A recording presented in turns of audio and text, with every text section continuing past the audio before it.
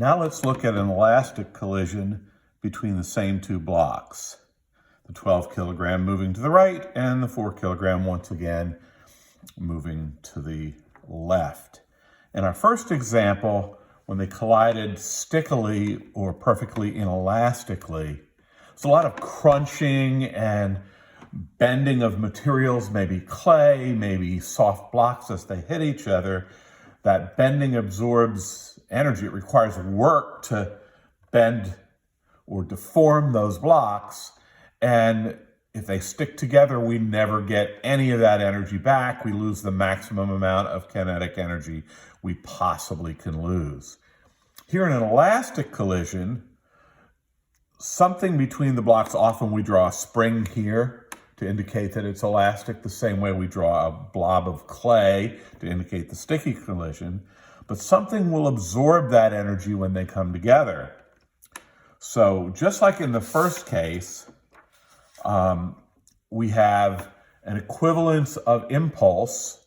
The impulse of the 12 on the 4 is equal to the 4 on the 12, which leads to a conservation of momentum. So whatever momentum we have beforehand, and if you remember from the first video, that momentum is P equals mv, a vector, equals 48 Newton seconds to the right.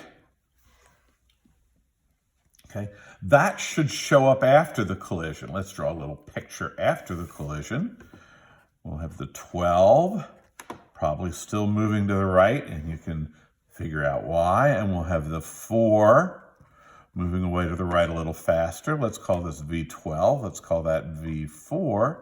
So you could write this momentum conservation equation as 48 equals 12V12 plus 4V4. And mathematically, we can simplify that, since everything's divisible by 4, as 12 equals 3V12 plus V4.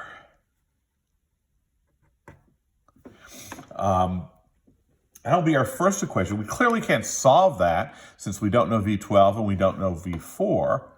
But the energy guideline that helps us, gives us the parameter or the extra piece of data that we need to solve this, is that the kinetic energies have to remain the same. And once again, if you remember the calculation from the first problem, we know that the kinetic energy before the collision is 168 joules.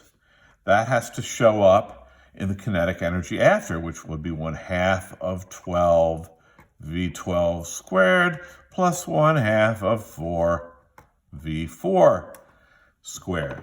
That will give you your second equation. And if you like crunching through algebra, you can solve this equation, for example, for V4, back substitute it in here, simplify, and you should get an answer for V12. Actually, you'll get two answers. You'll get the original velocity, 5, and the velocity, V12 here, after the collision as a second root, since it's an equation with squares in it. But there is a shortcut. Again, this can be easily proven. Is that in an elastic collision, which again, sometimes we'll call a bouncy collision since they bounce off, a lot of physicists will call this a fully bouncy collision because it's the most bouncy we can get without adding energy. But what's true about these fully bouncy collisions, and you can see this if you play with springs or balls in the lab and watch them bounce off each other, is the speed at which they approach each other before the collision will be equal to the speed at which they separate after the collision. And in this case, it gives us an easier equation. So we can choose not to use this, but use that speed equation, which in this case, how fast are they approaching each other? Well, if you were standing on one of them, you'd see the other one approaching at 5 plus 3 or 8. So our approach velocity, V approach,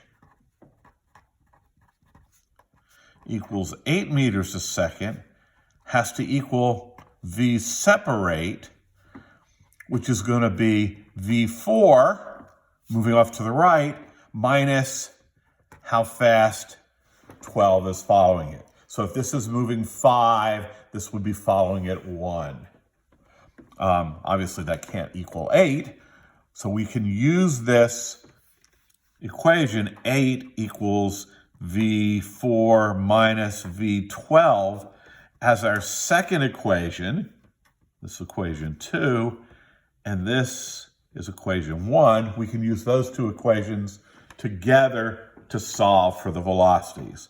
Once you do that, you'll get v4 equals 9 meters a second, and v12 equal 1 meters a second. Notice that satisfies that difference of 8 as they follow each other.